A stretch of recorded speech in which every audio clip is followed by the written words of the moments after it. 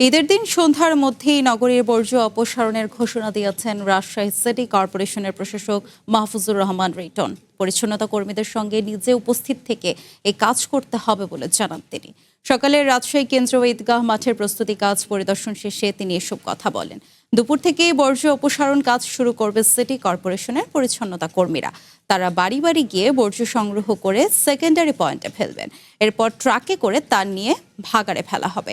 এদিকে ঈদুল আজহা নির্বিঘ্ন করতে আইনশৃঙ্খলা পরিস্থিতি সহ সব ধরনের প্রস্তুতি সম্পন্ন হয়েছে বলে জানিয়েছেন খুলনা সিটি কর্পোরেশনের প্রশাসক নজরুল ইসলাম মঞ্জু।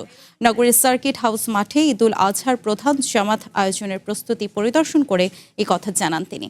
এ সময় বলেন, নগরবাসীর সুবিধার্থে ১৪০টি স্থানে পশু কোরবানির স্থান নির্ধারণ করা হয়েছে। সকাল 7:30টায় এখানে জামাত শুরু হবে। বৈরী আবহাওয়া হলে একই সময় সেটি স্থানান্তর হয়ে খুলনা টাউন মসজিদে অনুষ্ঠিত হবে। মহিলারাও এখানে ঈদের জামাতে অংশ নিতে পারবেন। নগরীতে ১৪০টি স্থান নির্ধারণ করেছি, যেখানে খুলনাবাসী পশু কোরবানি করবেন।